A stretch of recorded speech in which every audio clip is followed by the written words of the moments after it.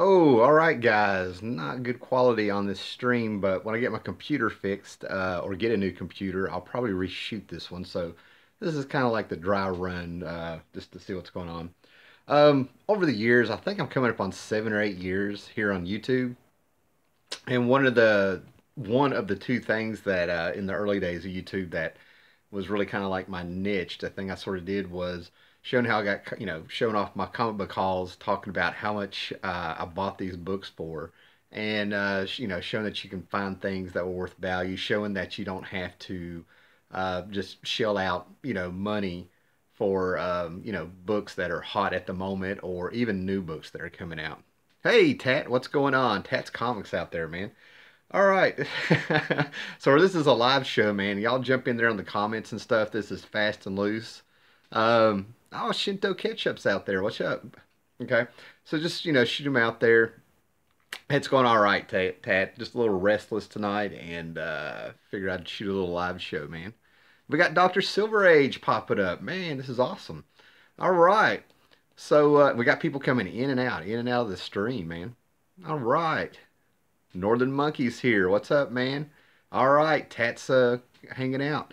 All right, well, since all these people are showing up and everybody's commenting and stuff, man, we'll just shoot fast and loose, man. I'll kind of stay on topic, but y'all can take me wherever you want if you got questions or anything, right?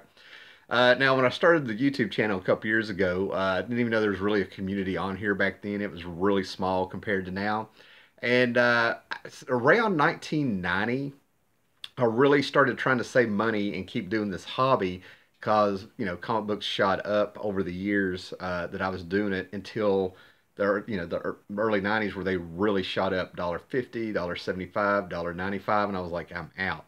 So I started kind of looking around and looking at other options and doing other things to sort of save money and get more bang for my buck on this, right? So over the years, these are just things that have worked for me over the years. They might help you out. It might be just kind of give you some ideas. It's not really a how-to anything. The trick, three things I don't want to say a trick, but two to three things that I've figured out over the years is that it is a relationship to buy comics with people. Sometimes you still got to remember you're dealing with people. Then at the same time, you also got to remember that there are some people who want that money out of your pocket. So my very first piece of advice when it comes to like saving money on comics and things are to you got to be willing to walk away.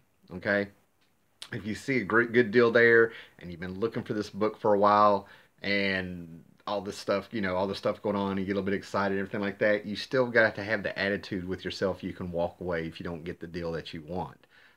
Sometimes you have to compromise.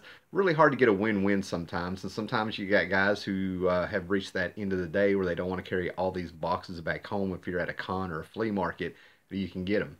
So first thing, be willing to walk away. Okay.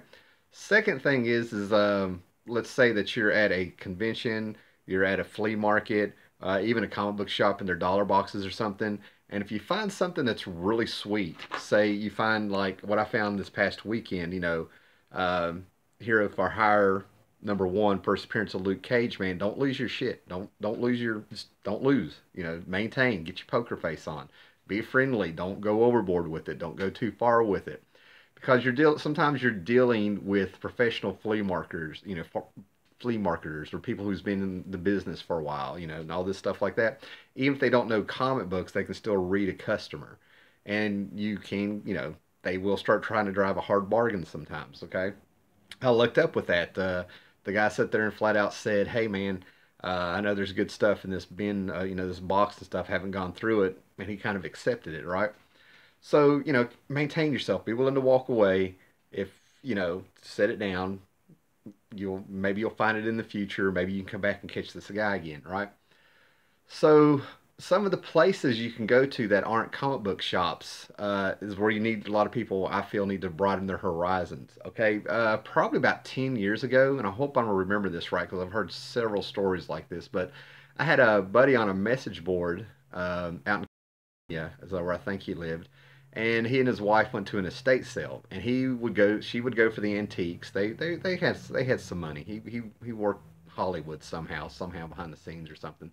But anyway, his wife would get the antiques, and he would go looking for collectibles, comics, and things like that, old movie posters, whatever. And they got to the estate sale, and the place had actually, it was a great big huge house, and there was two little old ladies kind of walking everybody around. And the place had really sold. It was really getting empty real quick.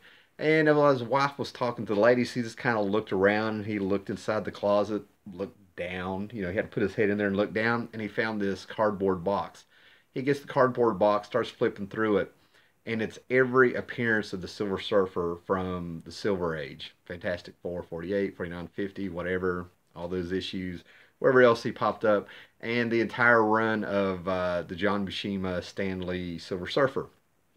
So he kept his poker face. He looked at it and he said, "Well, these are a bunch of old, magazines or comic books or whatever." He goes, "I'll give you $30 for them." And the ladies took it. He kind of maintained himself. He made an offer, and he found it. That's what I mean. You'll kind of need to broaden your horizons where you can find comics. The estate sales may pan out. I've actually ended up at a few auctions that I would go to the post office, and I would just notice there's a little flyer up saying, "Hey, there's a flea market down the road, or a estate sale down the road, an auction down the road," and you just kind of keep an eye on it. Now, I use this, I collect records, and I collect VHS tapes, DVDs, music, whatnots, little things like that. I try not to junk up my place, you know what I mean? But there are certain things I collect. So I have the advantage of not only being, looking for comics, but I have other interests, records and stuff. All right. Those books would have got me, but I also try my best not to fold. Yeah, that's what I mean. It's a process, and it's a learning experience also. That's the thing with this. It's a learning experience. I've been hoodooed, you know what I mean?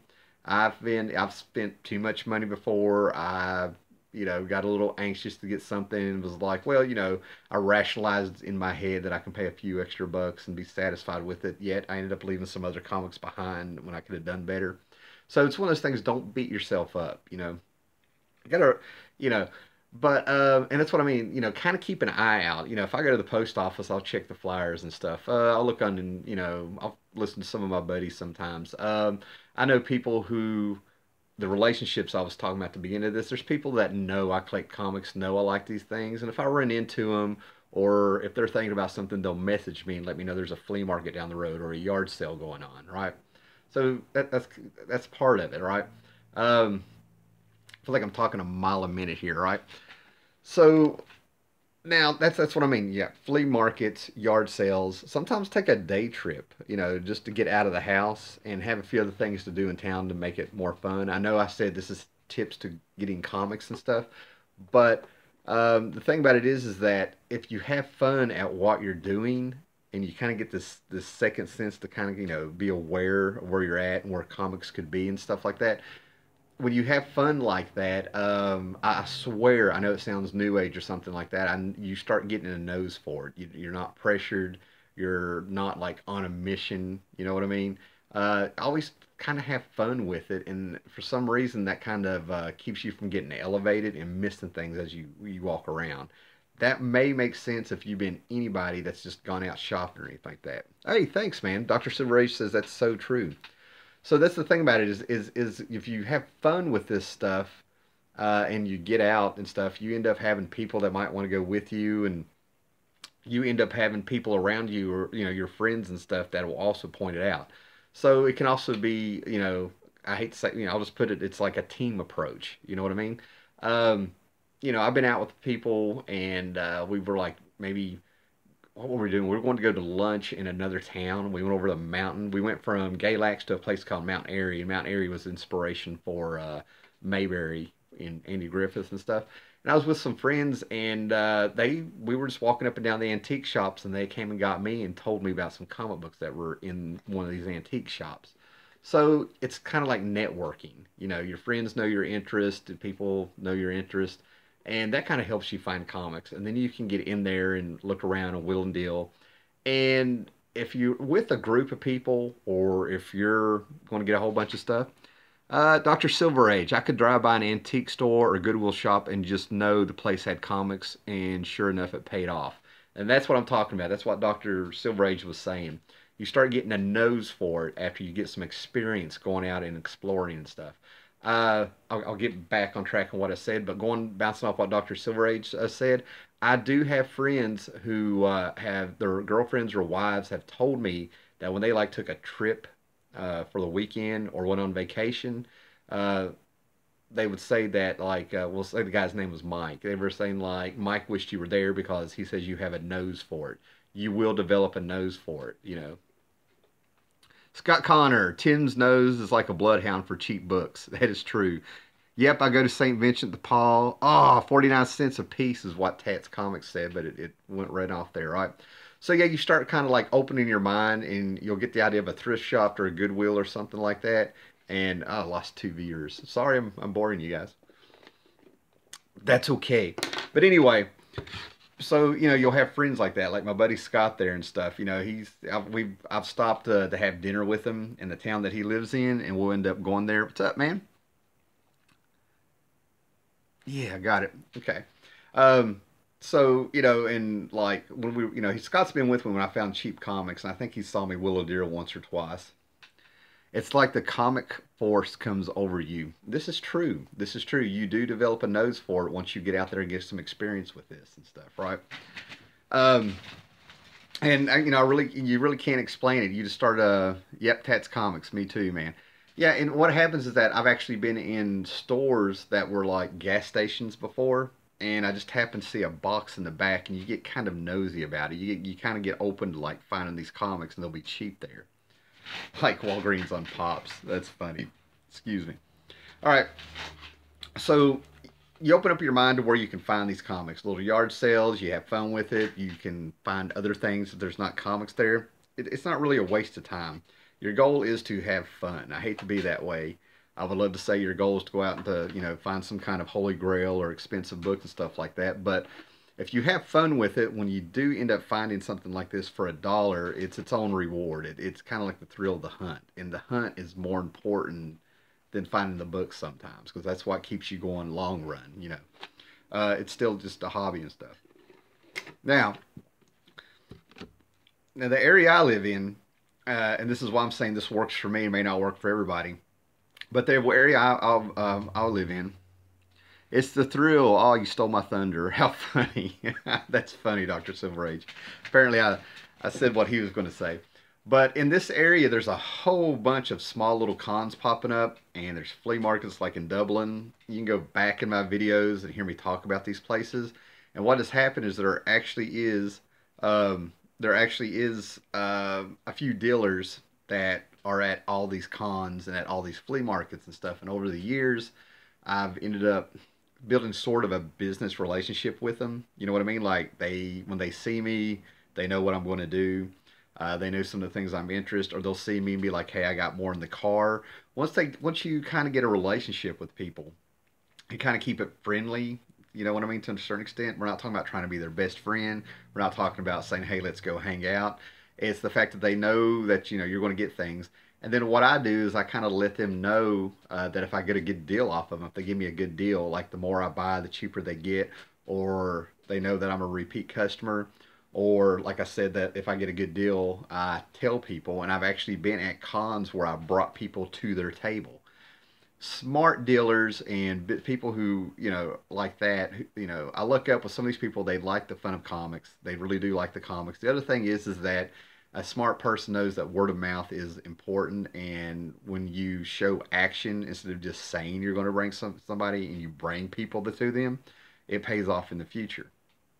The sad thing about that is though is that you got to be real careful. This is what I found in the last 2 years is that where these same dealers are at all these places I go to throughout the summer, they have the same boxes, and those boxes get picked through over the months and stuff to where it's the same thing, and you don't want to come off like you're just you know jerking their chain and going through their books and walking off like they don't have anything. They deal with a lot of people, you know. So you kind of got you do have to be a little bit of aware of that. But once you get that relationship going with them and stuff, you can actually bring up the fact that you know you do bring them a lot of business. You can kind of play off that a little bit. Now, don't be a dick about it. You know what I mean? Don't act like you're entitled to it. Don't act like they owe you something. But you can, you know, be tactful. You know what I mean? Be professional. Be fun. Be light. You know what I mean? Um, things like that. Now that's worked for me. It has also backfired because of these YouTube channels and people who have watched him. I have had people at cons sit there and fold their arms and watch me, even though I bought off them before. But they'll see, the cheap books I got off of them and how much they're worth and things. It's backed up, it's backfired on me. A couple years ago at Salem Comic Con, I had my friends with me.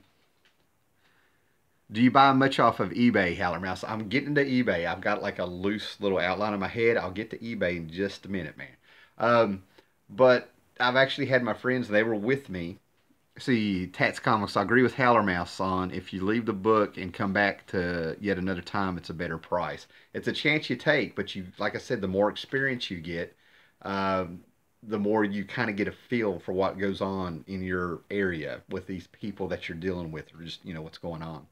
Um, but I was at that convention, and one dealer in the very back corner recognized me. And we actually watched him go to this dealer, tell them who I was, and then I watched him go to another dealer, and they looked at me and pointed me out and stuff. And when I went to that one dealer who had dollar boxes and stuff, he watched me pull out a Powers #5, and it was a hot book at the time. And he watched me pull out this, and he was really sitting there being like, "Damn, damn," and he honored it. So yeah, that's just my personal experience, man. This has actually kind of backfired. I have laid off of talking about my honeypots and some of these people and saying where I got some of these books because of that. It's just a chance you take. Just, you don't see that coming. Little bitty teeny tiny channel here, and you just don't think that a lot of local people will see you. Um, Now, when you get up there, a really good dealer, howdy, what's up? Comics Crypt of Castle Hills. All right. Okay. So, I feel like going boils and goils and goals and stuff now, but you have to watch this channel to get that. Go subscribe to all the people I'm talking about. Tats Comics, Dr. Silver Age, Comics Crypt of Castle Hill. Go subscribe to all these people since we're here. But, oh man, what was I saying, man? But anyway, once you get a stack of books, yeah. So once you kind of like get a stack of books and stuff, this is the point where, you've got your haul and they're $1 a piece. And here's the trick. This is getting to know, the people that you're dealing with and stuff, right? Let's say that it's a 3-day con, Friday, Saturday, and Sunday. And you turn around and you try to wheel a deal on that first day. You can try it, but don't be real pushy, man. They're there the whole weekend, and they're there to make money, to pay for the table. You got to see it from their point of view. They do have all these books, dollar books, whatever. You've seen a good price. You're not falling for the people who have comic books where it looks like somebody's wiped their ass and they're trying to sell it for $50. You've gotten around and you've found some good stuff. You get a pile of books up there. You can kind of go up there and take the chance of saying, I got 15 books for $10. You know what I mean? You have to haggle. You have to be able to talk and have a little personality while you do this and be assertive to a certain extent, right? You can't overpower them. You can't feel intimidating. You can't come off as a jerk. You'll get a feel for it. And then you got to react to the dealer that you're with. You got to pay attention to his face and stuff. He'll be looking at your books. He'll be sitting there looking at them and stuff, right? If he's willing to do it. Now, on a Friday con or a Saturday con, don't really get your hopes up. I've lucked up. You know what I mean? You can try it, but just don't be pushy. The last day of a con is the time to really, all right. The last day of a con, be it like a Friday, Saturday, Sunday con, that Sunday, these people have either made money and they're happy and they're loose and they keep going, or they'll throughout the day they'll start marking those boxes down. Dollar boxes might be now 75 cents, or they might be 50% off, and then by the last 2 hours it's a quarter. You got to pay attention to that stuff. Or you can look at these people, and what it is they loaded all this stuff up. They got to load all these comic boxes back and take them home. They don't want to do that. A lot of people do not want to do that. And this is where you can come in and really will and deal. All right. Yeah, and start a conversation with them.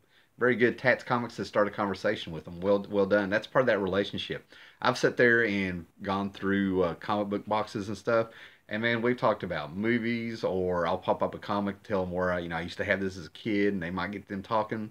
A real good thing to do is to not dominate the conversation. If you can get them talking, let them talk, and grease the wheels a little bit. You know what I mean? You're, we're not talking about pride, and we're not talking about sucking them in and deceiving them and stuff like that. Show a little personality, show a little interest. You know what I mean? They're seeing people all day long. Think if I've sold comics before. Yeah, they don't want to hold that stuff back. Talk about them, have a little personality and stuff. Now if they're talking to other people and people come up, you just go on with what you're doing and let them talk and try to sell stuff. They are still there to make money and stuff, right? But a little personality doesn't hurt, and to talk about anything other than comics doesn't hurt either while you're going through there. Okay, and now on the last day at the con or near a con, okay, let's say it's a 1 day con. Let me back up. If it's a 1 day con, like just on a Saturday, you can start willing and dealing probably from the get go that morning. If it's like a con running from 10 to 6, you might have a good chance, right? And then you're going to run across those guys that it is, a dollar a book no matter what, or what something's on the wall for $15. You ask for 12, it's going to be 15. That's where you get to know these guys. So if you show up at another con and you know who those guys are, you don't have to waste your time. You can look around, scan the place, and find the people that'll give you a deal. Um, but everything to me is negotiable when you're there. It's just your timing. So if it's a 1 day con, some people will like right off the bat, will and deal all day long, right? Or if you chance it and you scope the place out and you bought a little here and a little there and you got some money left, you go on up there and maybe the last 2 hours to the hour of the con, the closer it comes to that con ending, the better your chances are. Okay. Again, always be willing to walk away though. And the only thing that I found some sweet books in 25-cent bins. Exactly. Keep an eye out for what's there. Look at the price and scope the place out. And I will tell you, something I've done before, but unfortunately, it usually is the truth. 100% correct. Sunday is always the best time to get the good cheap stuff. TMB. That's right. That's right. Um, Something I've done before, but it was usually the truth, is that I'll set a budget. $20, $30, $40, right? The big con here is cons one where I might take $100 and stuff, right? And I will be honest with them. Okay, I've gone through the whole day. I bought stuff, I bought food or whatever. You know what I mean? I'm in my budget, and I will walk up and I will tell people I will take the last $5 out of my pocket or something. I will take the last $10 bill I have or something and pile up some stuff that I saw before and stuff like that. And I will flat out tell them this is my budget. This is what I got left. Do you want it for these? And that is probably the only time where I don't will and deal. This is what I got left, and this is what I've done. Ethics kind of plays on this a little bit because there was one time I lied trying to do that, and it ate me up. And to make up for, I don't know why, the guilt got me. I sit there and I was like, I want to try this, and I had like $20 on me, and I said I had $10 left. Not a big deal, but my conscience was eating at me. So the next time that I was there, one of my favorite things about Comic Cutting with Tim is seeing him see his before and after piles. Yeah, I'll get into that. That kills people. Um, but I actually went back and talked to the guy a little bit later when I saw him at another con, and I just flat out bought some stuff, didn't will and deal, and paid him $5 extra. I don't know what was going on. Um, so yeah, if you ever get caught lying or willing and dealing or something like that, or you find they think you're scamming them, that will hurt you in the long run. Word of mouth of watch out for that guy will travel faster than this guy will spend some money or will help you out. It really will. So yeah, I would say use a little bit of ethics in this. And um, to a certain extent, it is their responsibility to know what they have in their boxes. That's if it's at a convention, a comic book shop, or anything like that. I've been to I've been to yard sales before where I kind of gave some people a heads up when I found a key book. I mean, I would like to think karma comes back instantly in life instead of having to be reborn to get that karma. It's up to you, man. So you are responsible for your reputation that can get around if there's like a community like there is around here. I wouldn't really chance it because this is a hobby you like. You may do it for the long run. I really wouldn't chance scamming anybody too bad. You know what I mean? And now someone was talking about eBay. Now, eBay is really fun. The thing about online comics in general, not just eBay, is I buy my comics. I would love to support a comic book shop if there's one around here. Okay. To me, a really good comic book shop is if you're going to be a loyal customer and you're going to keep a pull list and you're actually going to buy the comics they order and actually, you're going to give them a commitment to come to their store and stuff like that. Some of the better comic book shops will give you a discount on keeping a pool going, and it's one of those things where if you do that, be honest and upfront with them. If you're going to cancel a book or something like that, you're obligating yourself, so the store will do that. Don't put them in a position. You know what I mean? Things happen. Sometimes you can't do it. Just talk to them.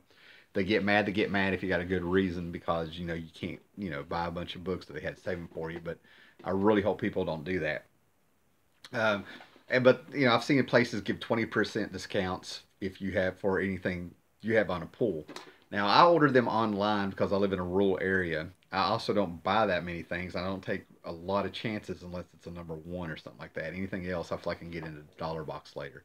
But I get them 35% off. So if you play around with Gmart, mycomics.com, oh my gosh, I know there's another. What's the big one? Mid City Comics or something. Anyways, play around, look for comic book shops, and see if their subscription service will give you a discount for new books.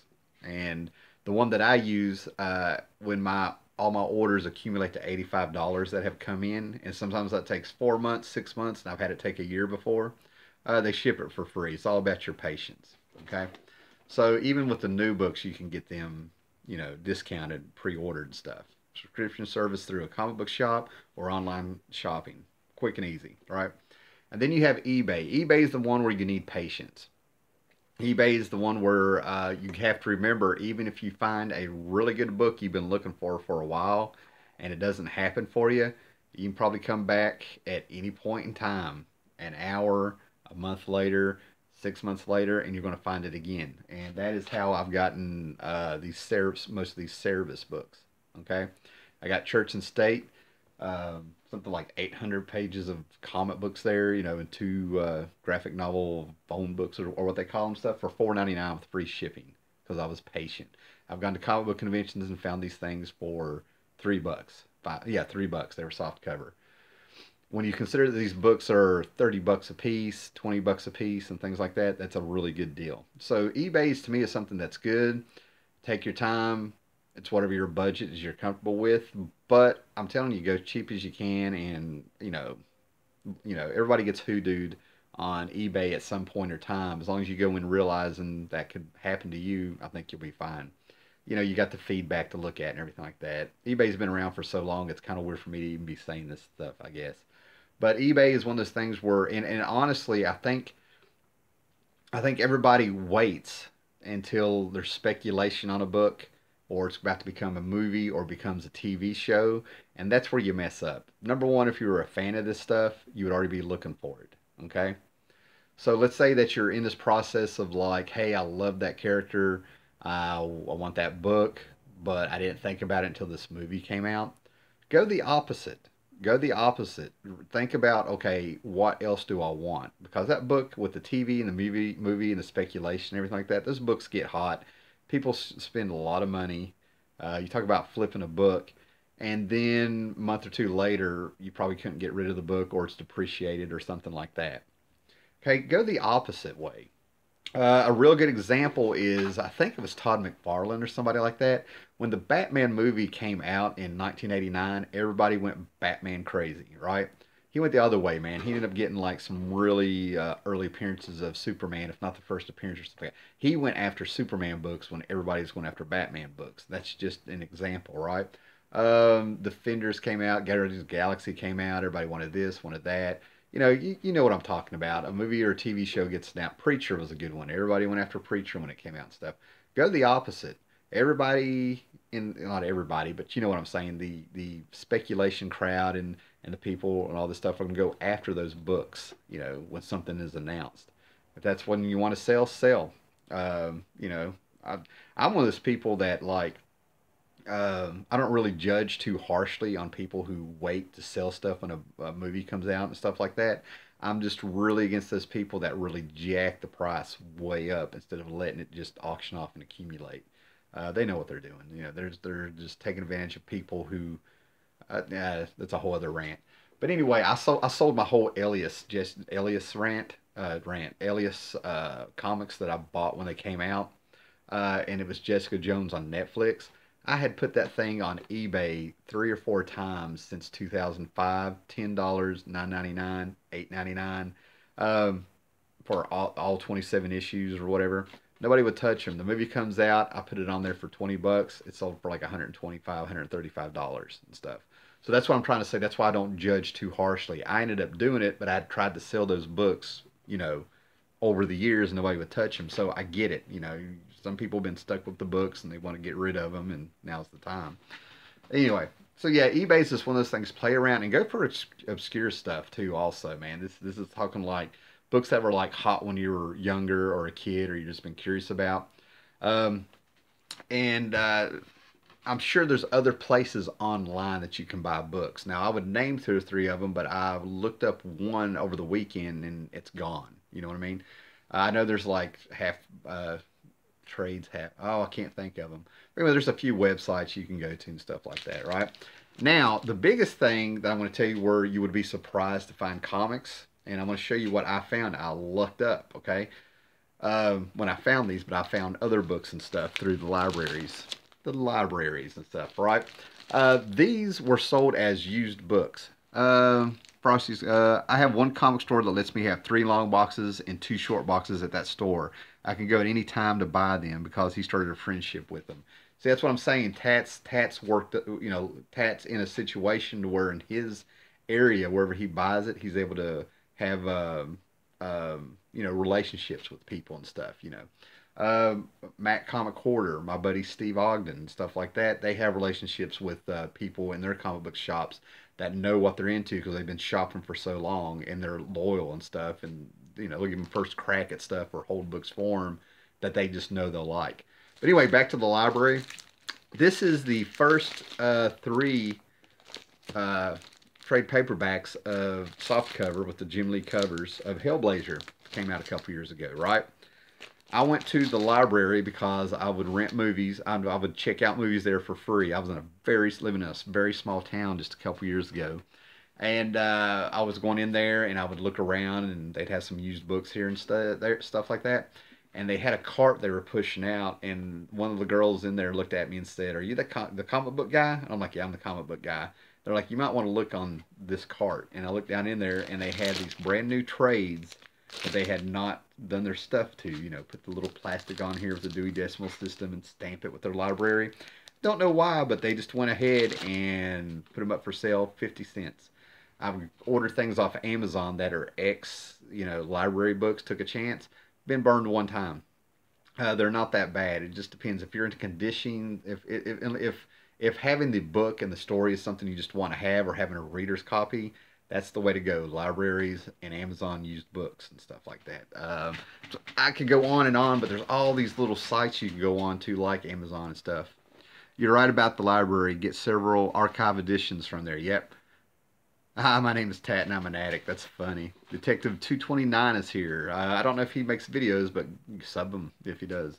So this one, I mean, it's one of those things where kind of just keep an eye out on it, and always just sort of like keep these things in the back of your mind, even when you're out, just like going to get groceries and stuff like that. I know that sounds silly, but I've hit a grocery store where for some reason I looked up and they had like some magazine racks and they found some comics in the back that were for like 1998.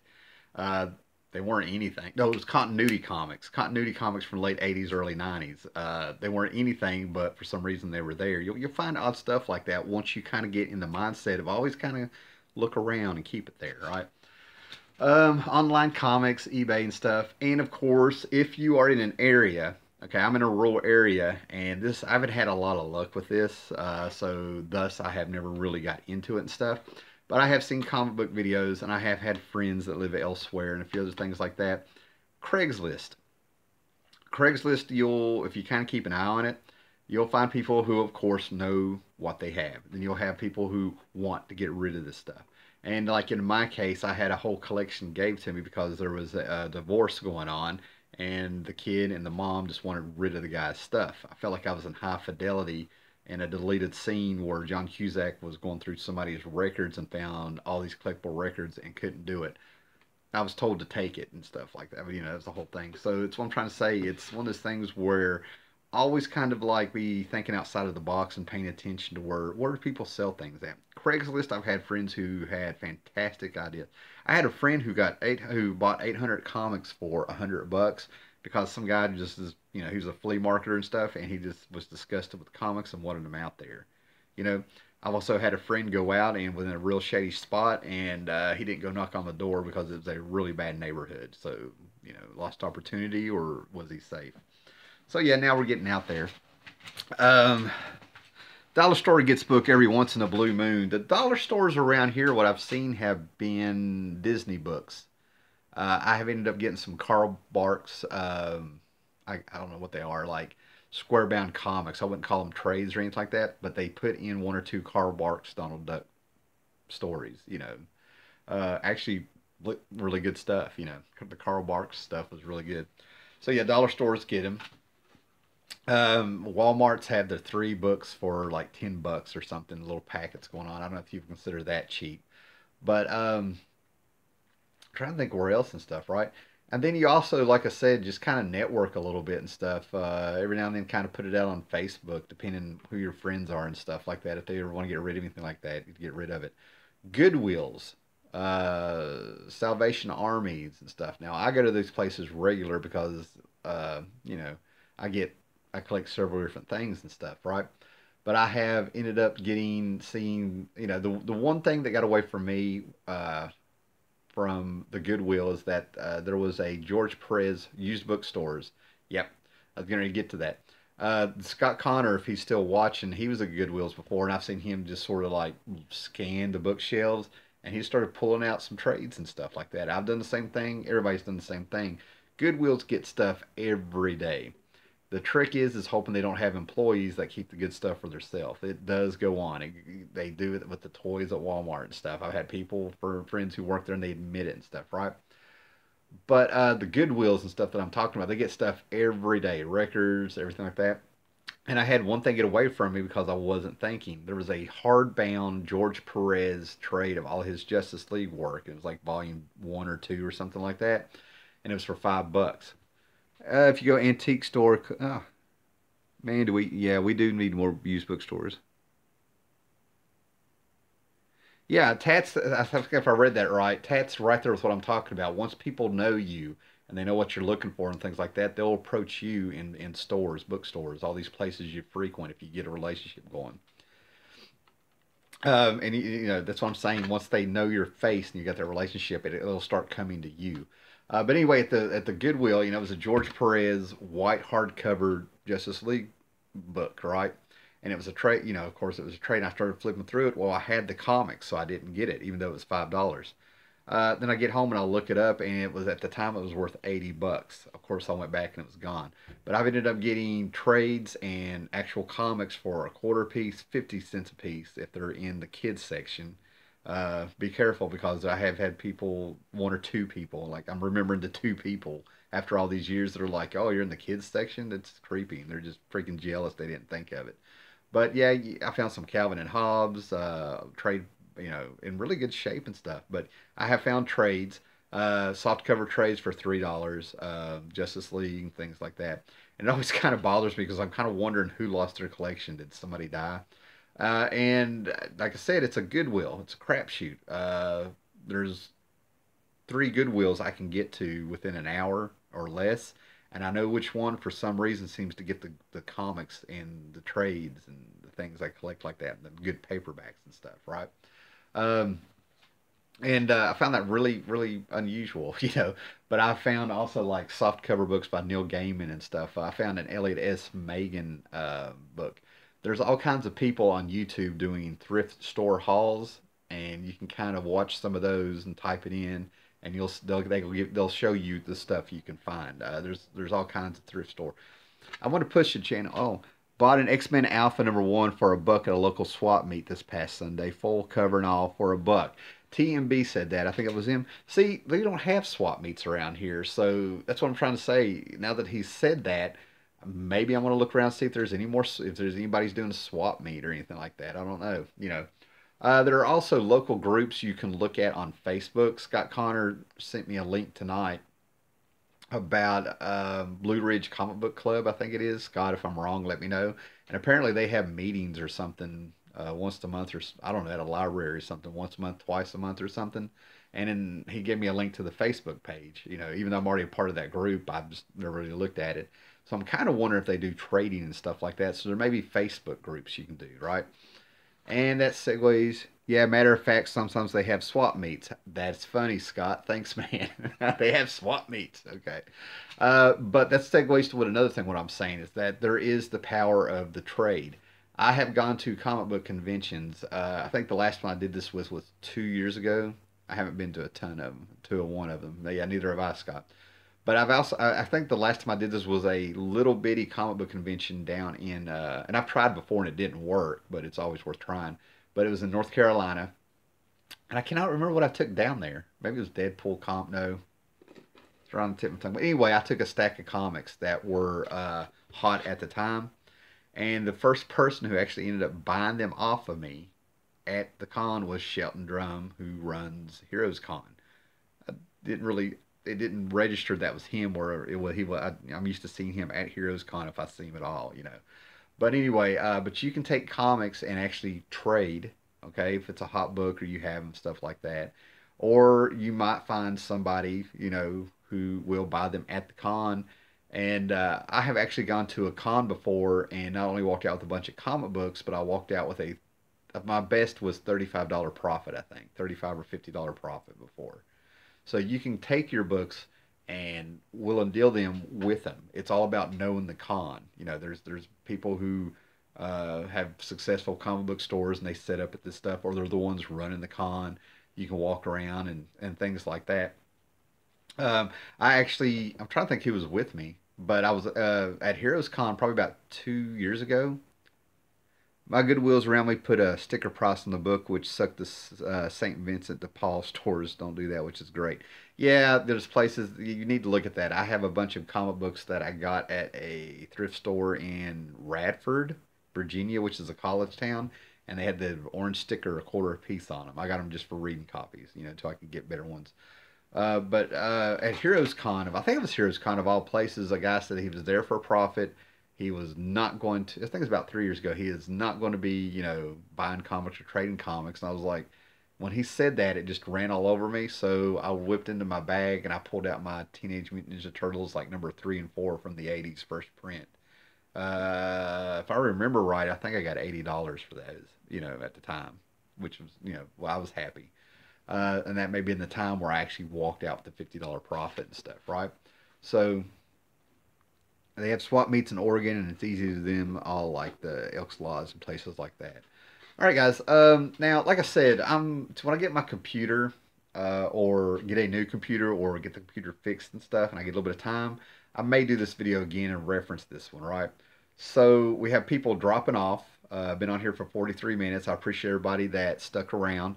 So I'm going to sit here and take a drink, and if anybody has any questions, I will turn around and see if I see them. If not, we'll call it a night, guys.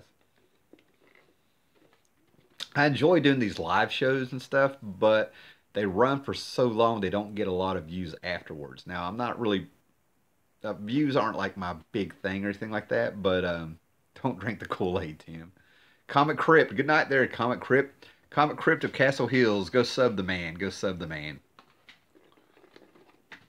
Man, I got like, it's dropped down all the way to like 11 people watching, and it's going back and forth between 10 and 11, 10 and 11.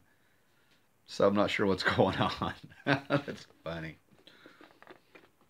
All right, guys, I think we'll call it a night, man. All right, feel free to come back. It goes to 11. Oh, that's funny. Peace out, guys. Okay, if you guys want to come back and leave any comments or something in case I missed anything. Where's the most unlikely place you got a haul from? Most unlikely place I got a haul from. Oh, wow. You're taking me back now. Oh, the most unlikely place I got a haul from was actually from a guy who I had back when I was married.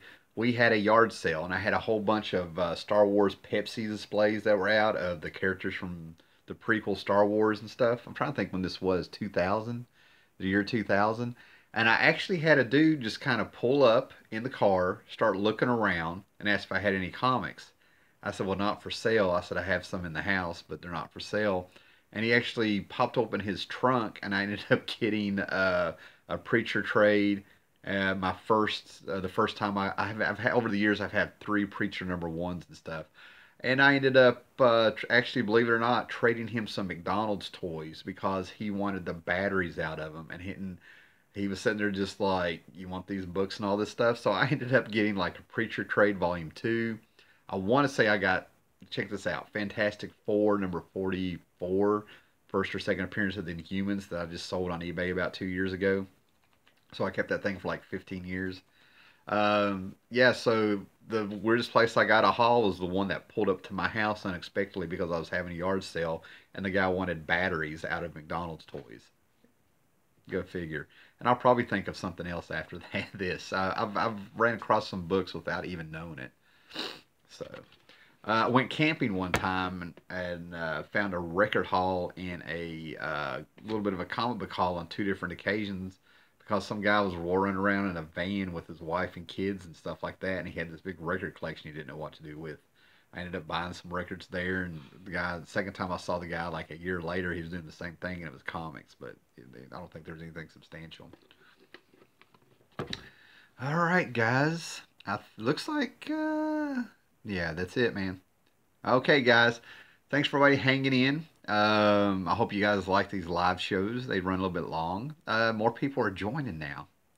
Hey, thanks, Dr. Silver Age, man. Yeah, if you guys are popping in here now and stuff like that, I'm going to go ahead and get out of here. But feel free to come back after this thing uploads in the next 5 to 10 minutes or something like that to leave some comments in case I missed any and stuff like that. If I do another live show, I'll pull some questions from it, you know. All right, guys. Thanks, everybody. Later. Carry on.